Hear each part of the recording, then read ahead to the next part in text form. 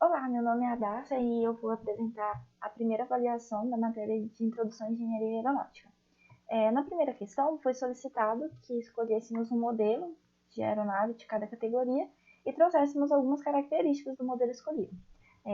Na primeira alternativa, era uma aeronave de transporte militar e a aeronave escolhida foi o Hércules, que ele é um motor que possui 4 turbopropulsores.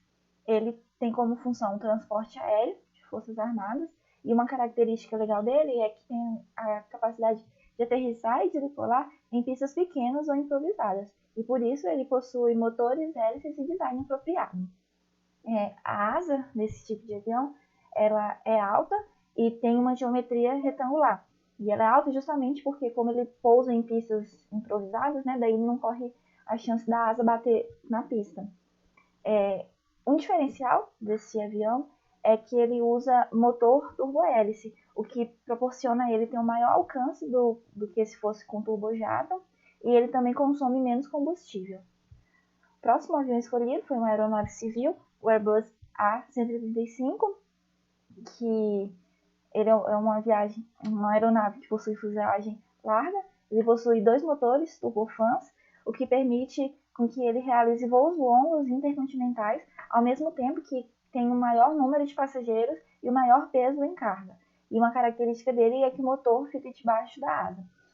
Suas asas, elas apresentam a mesma envergadura em todas as variantes, e a geometria é em flechada e as asas são baixas. O próximo modelo de avião é um planador e o escolhido foi o Antonov A-15, que ele é um planador soviético e ele possui asa de altura média com geometria trapezoidal e uma cauda em V.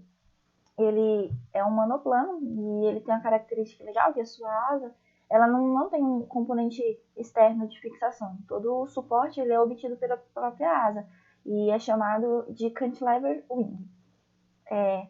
Esse modelo de planador ele tem uma inovação que é uma asa de controle de fluxo laminar com design dotados de flaps com fenda de extensão, idlers caído e spoilers. E esses dispositivos possibilitam que ele realize curvas com raios mínimos e velocidades mínimas em voo com corrente de ar ascendente. Como um planador, ele não possui motor e ele é mais denso que o ar. E ele se mantém em voo devido à ação das correntes ascendentes da atmosfera. E por fim, o avião supersônico escolhido foi o Rafael, que ele é um caça supersônico e ele tem propulsão dupla e asa com geometria em delta. Ele é um monobloco junto com suas asas, o que possibilita maior capacidade de manobra, garantindo maior estabilidade durante o voo. Esse componente que dá essa característica a ele é o canard. E também isso reduz a velocidade de aterragem do avião. Ele é dotado de motores turbofans.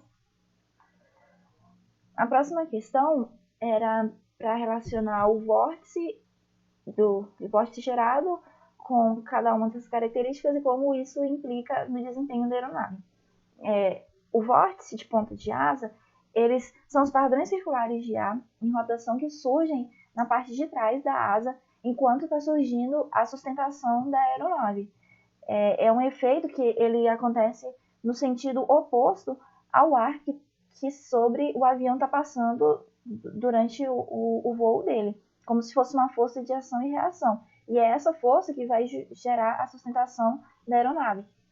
Essa sustentação ela é resultado da diferença de pressão que ocorre nas asas devido à diferença de velocidade do ar que passa sobre a parte superior e a parte inferior.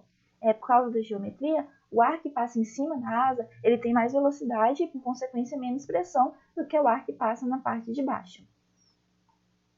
Em relação à razão de aspecto, ela é a relação entre a envergadura da asa, que seria a maior distância entre as pontas, e a corda, que é a maior distância entre o bordo de ataque e o bordo de fuga.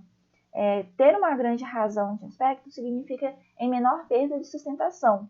E essa relação ela também vai implicar na geração do arrasto, que seria a perda de energia cinética, né, da aeronave para o ar.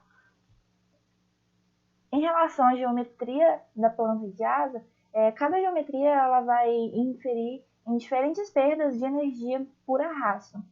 E das geometrias estudadas, a geometria que tem a maior relação de eficiência seria a elíptica. E isso porque no seu formato, né, quanto o tamanho da corda ele vai diminuindo quanto mais se aproxima da ponta da asa. E isso faz com que diminua o arrasto induzido. Porém, esse tipo de asa ele tem uma fabricação muito complexa. Em relação aos dispositivos de ponta de asa, existem vários tipos de dispositivos, e o que a gente trouxe aqui são os wingtips, que são dispositivos instalados justamente para diminuir os efeitos dos vórtices na ponta de asa e também conferir maior resistência aerodinâmica. Outra forma de diminuir esse efeito do vórtice, que também é utilizada, é a instalação de tanques de combustível da aeronave mais próximo nas áreas das pontas.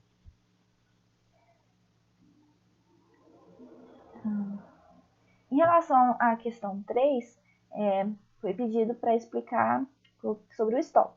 E o stall, ele nada mais é que a perda de sustentação da aeronave. E ele representa a separação do fluxo de ar do extradorso da asa, que seria a parte de cima, e tem como consequência a perda de sustentação. É um problema muito grande que pode acontecer durante o voo, porque quando a aeronave ela entra em stall, ela está caindo, perdendo sustentação com o ar. E a sustentação da asa, ela acontece, que nem explicado anteriormente, devido à geometria, né? O ar que passa em cima da asa, ele é menor do que o ar que passa por baixo. E quando entra em stall, significa que essas duas diferenças de pressão, elas estão muito... As pressões estão muito próximas e isso faz com que a aeronave perca a sua estabilidade. E quando a aeronave entra em stall, é porque ela ultrapassou já o seu limite máximo de inclinação.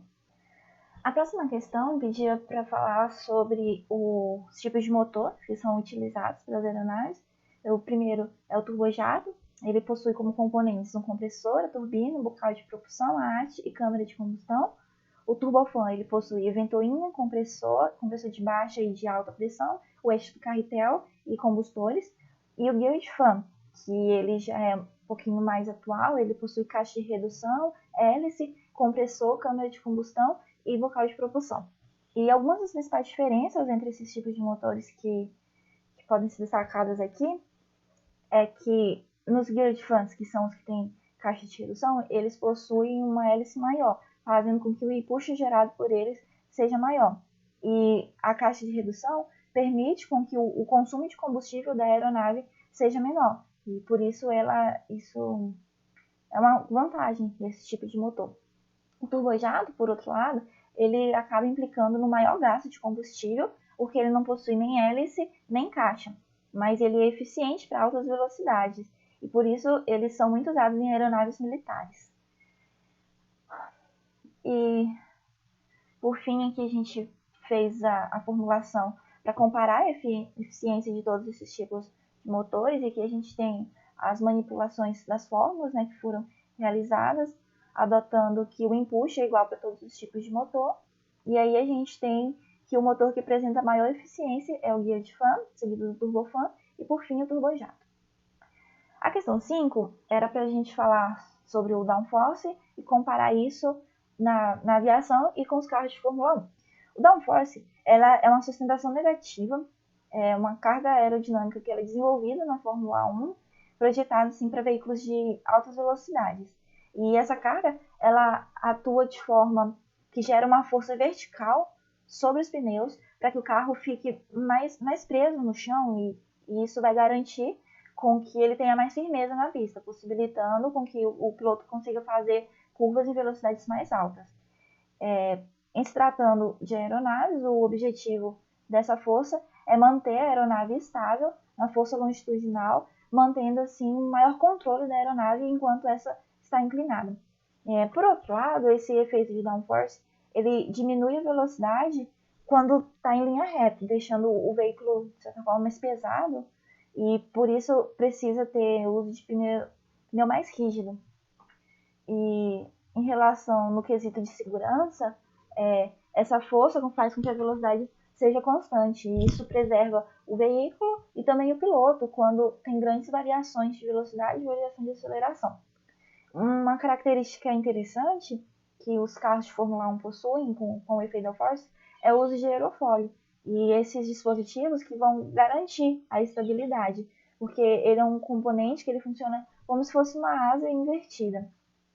Quando em diferentes velocidades, o ar vai passar pelos dois lados do dispositivo, gerando assim uma diferença de pressão significativa, respeitando o princípio de Bernoulli. E essa diferença de pressão vai causar a força necessária para que o carro assim tenha maior aderência à pista.